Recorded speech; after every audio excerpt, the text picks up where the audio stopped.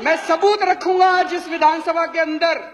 ये लोग मोदी जी को पैसा देते हैं और बदले में मोदी जी इनके खिलाफ इनकम टैक्स नहीं होने देते, नोटबंदी के पहले इन लोगों को बता देते हैं और इनका काम करवाते हैं। ये आज मैं सबूत लेके आया हूं जी।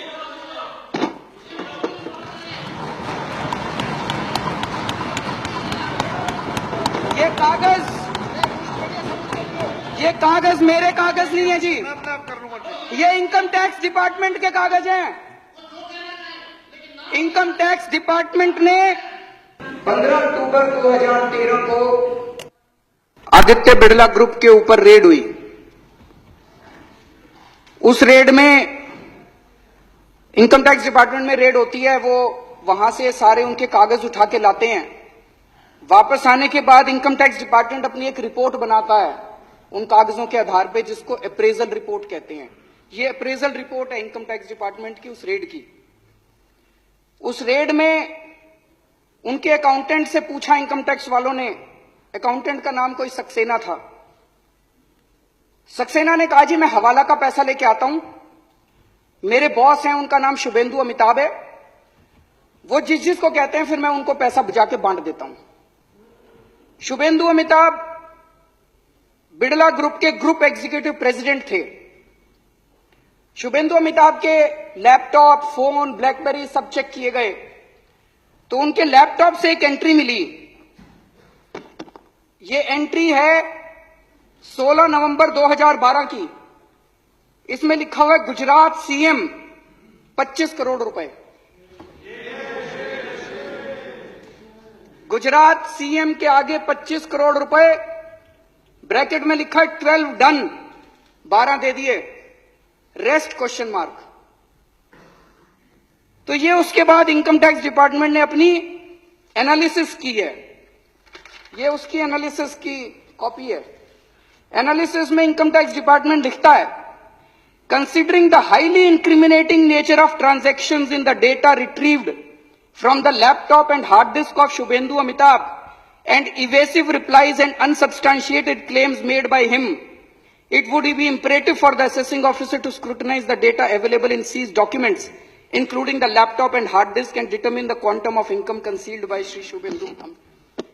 Appraisal report उसके बाद असेसिंग ऑफिसर के पास जाती है और असेसिंग ऑफिसर फिर 2 साल लगा के उसकी इनकम का असेसमेंट करता है, ऑर्डर करता है। अक्टूबर 2013 में रेड हुई थी।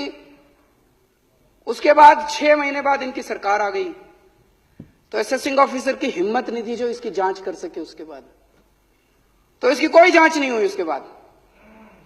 और अब ये केस को रफा दफा करने की कोशिश की जा रही है। सेटलमेंट कमीशन में इस केस को भेज दिया और बहुत जल्दी ये केस खत्म होने वाला है। इस केस को रफा दफा करने की कोशिश की जा रही है।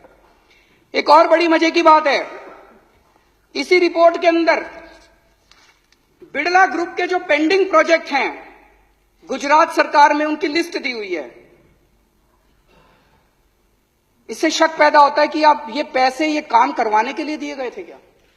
इसमें लिखा है, levy of stamp duty matter has been taken up at the principal secretary level and through the honourable chief minister's office, deputy collector stamp has been instructed from Gandhinagar not to initiate any action.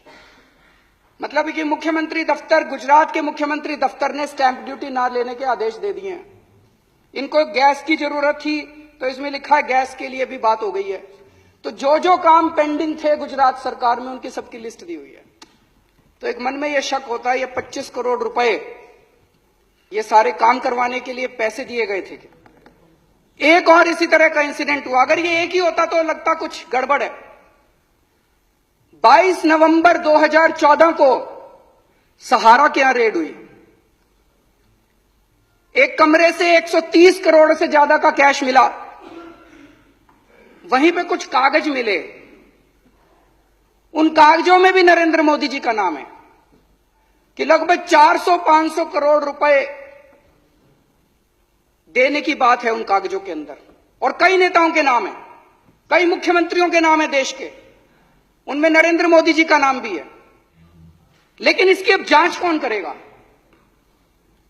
Bharat के इतिहास में शायद आजादी के बाद पहली बार ऐसा हुआ है कि किसी प्रधानमंत्री का काला धन का जो खाता, बही खाता, हर बड़ा जो भी बड़ा उद्योगपति, खरबपति होता है, उसका एक नंबर का खाता होता है और एक काले धन का खाता होता है। इतने करोड़ों का पैसा ऐसे ही थोड़ी दे देते हैं। काले धन के खातों के अंदर किसी प्रधानमंत्री का बाय नेम नाम आता हो, मुझे लगता है आजादी के बाद पहली बार ऐसा हुआ है।